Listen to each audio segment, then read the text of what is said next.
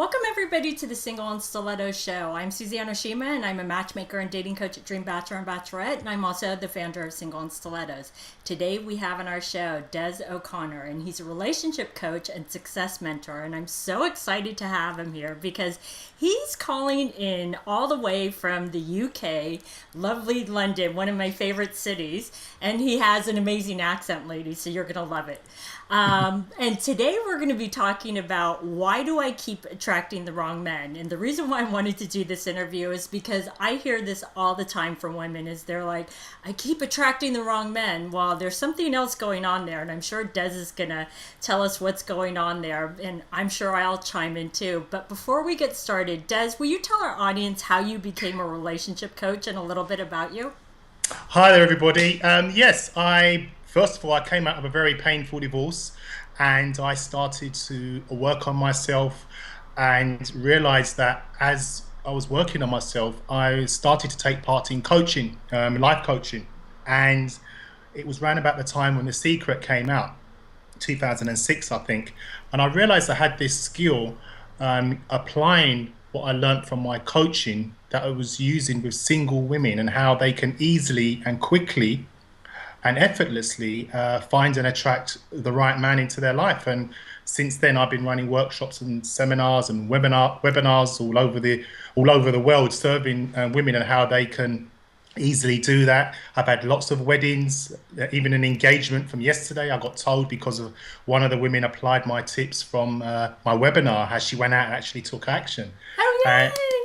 Yeah, so I was at a wedding last year. I was the only one allowed to make a speech at the wedding, and she found her husband only after about 3 coaching sessions with me as well. So it does work if you take action. It does work. You're absolutely right. And didn't you win an award for something? Tell us about that. Yes, over here in the UK, we have the largest personal development coaches and consultants and trainers association called the Association of Professional Coaches, Trainers and Consultants, APCTC. And gladly and proudly, I won the Relationship Coach of the Year of the award out of all the relationship coaches in the UK last year. So that's absolutely fantastic for that last year. Well, that is amazing. So congratulations on that. So Thank you. ladies, Des obviously knows what he's talking about. So I know we're dying to know. So why do you think some women they keep attracting the wrong men? One of the things that I always say to women is, the first thing is, they need to understand that they have all the answers as to why they're single, and they have all the answers as to why they're attracting anything into their life. Because what happens is, once the women understand that, then they can work out a plan, learning from what's happened in the past and how they can move forward for that. So things like, where do you usually go? Honestly, when I ask these women these questions, I ask them honestly, the places that you usually go on a regular basis, you know, the ones that you go there with your girlfriends and you're hoping to meet a guy there, but you don't want to make it obvious you're looking for a guy there, but you know those types of places. Now, these types of places, you need to be honest with yourself. First of all, decide on exactly what type of man you want. It's so important that you understand exactly the type of man that you want. And I get all my clients to write that down and carry it around with them in their bag every single day, because it plays on their conscious mind and as well as their subconscious as well. And then once you decide exactly what you want and you've really honed in on that, you will then not attract the men that you don't want, because what then happens then is your focus is only on primarily what you're looking for. So let's say, for example, you want a man that wants to settle down and get married, and you're hell-bent on that. And before, you was just, I don't know if I do, I don't know if I want. If that's what your focus is coming into the new year, that's what your focus is. When the men that are going to be approaching you that just want to have fun, not looking for a serious relationship, 1, you won't entertain them, and 2, you won't waste any time and energy sleeping with the wrong guys and wasting all the energy and time, because you need to know what you're looking for in the beginning. So what needs to happen is, when you actually start to meet these men, you need to start having a plan in place. And what I mean by that is, when you're going for a job interview, you have a plan in place, don't you? You want to identify exactly what you want in that job. You want to know about the salary, you want the location, the perks, all those kind of things, location. Now, a lot of women do not use the same strategy when you're going out on a date. So, because if you can you imagine if you're going out on a date and you're meeting loads of different men, or you're meeting them generally, if you got a plan in place and you know which questions to ask to determine whether these men are compatible with your goals, and your values, then by asking them simple questions like, "Where do you see yourself in 3 years?" Now, that one question will tell you a lot about that man. Because if he says to you, well, in 3 years, I don't really know what I want, and then you could say to him, okay, well, guess what? Ideally, how would you want your life to be in 3 years? Now, he's either going to tell you he wants to be settled down and have married and have a family or having children. Now, if that's exactly what you're looking for, hey, you're compatible in that area. Because most men don't share that with you until you really get to know them, spending lots of time with them, sleeping with them, etc. And then at the end of those 3, 4 months, you would find yourself that, oh, he didn't actually want that. But that's the way that you can establish whether he's compatible, and whether, if you're the type of woman that wants to settle down and get married, for argument's sake, or have a serious relationship, by asking that question to a man, he has to answer it in a way that you can then make a conscious decision based on that answer. And from then, you can move on from that as well.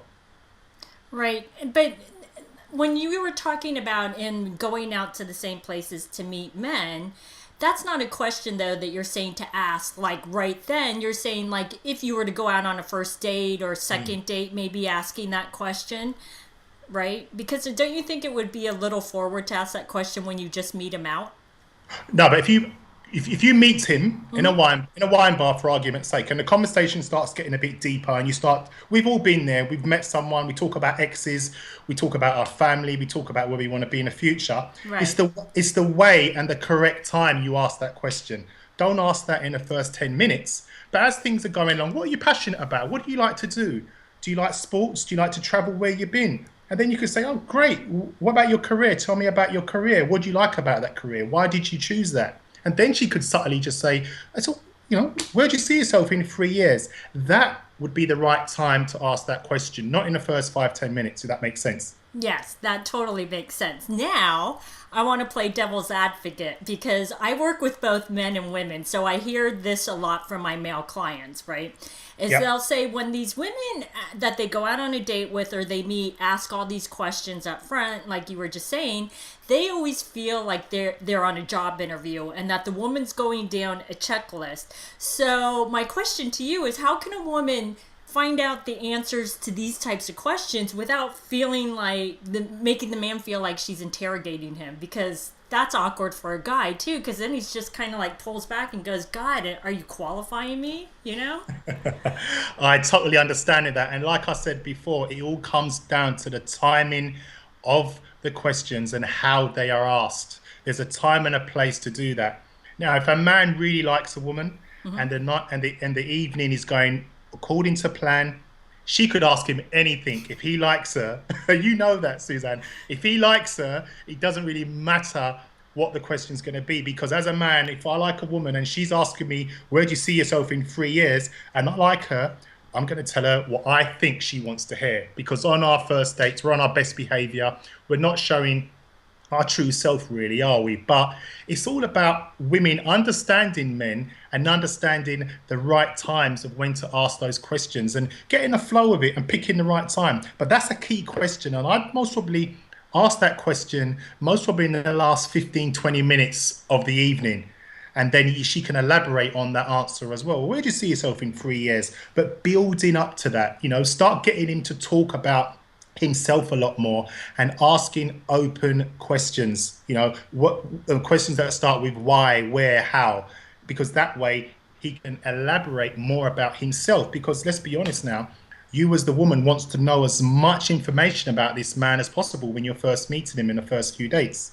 Exactly, and I completely agree with you. Now, I have a theory about why some women keep attracting the wrong men, and I want to ask your opinion on that.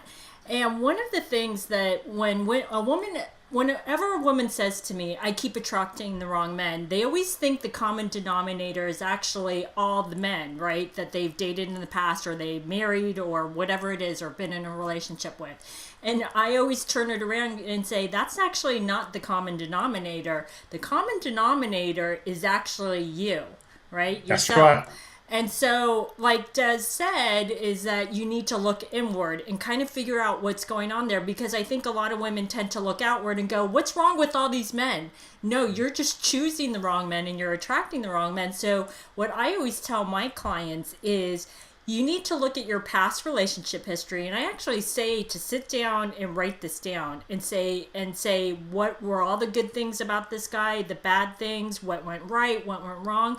And I guarantee you will see patterns, because I do this with Definitely. all of my clients, and you will start to see, oh, there was that red flag because he was just like blah, blah, blah, and I should have walked away a lot sooner. Do you That's agree right. with all of this?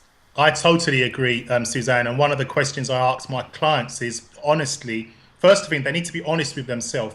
And you're absolutely right about looking within themselves. But most women that do not understand looking within themselves and self-development, I mean, if you think back before we knew all this stuff, I was a nightmare to date. I didn't know about taking responsibility. I was one of the ones that was blame, blame, blame. You made me do this, you made me do that, and I hated all women, but I still wanted women in my life.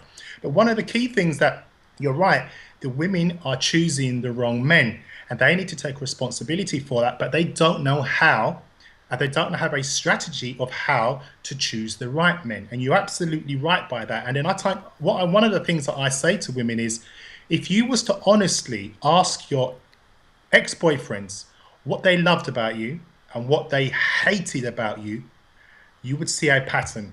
And those patterns, unless you identify and be honest with yourself, will carry on with you into your future relationships. There's always going to be a pattern. So, for example, if you're the type of woman that's always loud and aggressive and argumentative, and sometimes, always got to have the last say, I guarantee you, your previous relationships, most of the men are going to say that you had too much mouth, or you was loud and you was aggressive, and then there's a pattern, because most men do not like women that talks a lot and are very aggressive to them and very confrontational and argumentative. So if that's the case, she needs to look at, why are you like that? Where does that come from? And are you getting any help with that? Now, it doesn't mean that you don't need a coach. You may want to just get some counseling or even read a book, because we just work on relationships to relationships, going through a pattern and a routine. And sometimes we don't even know what we're doing. We're just going from relationship to relationship, thinking, okay, right, he looks good, she looks good, the sex is good, we're having a wonderful time, and what will be will be. But there's always a pattern, and even myself, we've always been there, until you really look in yourself and say, actually, something. I've got some stuff here I need to deal with. I've got some issues I need to work with, and once they understand that and they identify what that is, then they will start making better choices. Because the key thing here, as you said, Suzanne, is the making the right choices. And most women don't even have an idea exactly what they want. Exactly. And I want to just say this because, Des, you touched upon this too. But first of all, it's not easy to look inward. It's not, because you're facing your biggest fears and what's wrong with me, or what do I need to fix? So it isn't easy. But I will tell you, I'm not perfect. Des is not perfect. I actually did this with my own past relationship history, and I saw what my patterns is. And I will tell you, being self-aware of what your patterns are makes it so much easier Easier. going forward. And Des, you did the work too. So ladies, as hard as it can be, sometimes you have to do it. And I'm telling you, it's going to help you so much more in the future in developing healthy relationships and attracting the right guy. That's Okay. right. So we're going to end on this note. So Des, please tell our audience how they can find you. They can find me at www.icanfindyouTheRightMan.com. That's icanfindyouTheRightMan.com. That's the name of my book, which is coming out in June the 6th over here in the UK. And I'm hoping to be touring the US as well in the next year as well. So www.icanfindyoutheriGhtman.com, or you can find me on Twitter and Facebook under Des O'Connor as well. Awesome. Well, thanks so much for everybody for joining us on the Single and Stiletto Show. Our show is available both in video format and podcast format. If you like to view the videos, you can go to singleandstilettos.com. And if you would like to get the podcast, you can download it from iTunes. And if you would like to get our free report on the top 10 secrets on what attracts a man and what turns them off, you can click right here on the video, or you can go to singleandstilettos.com.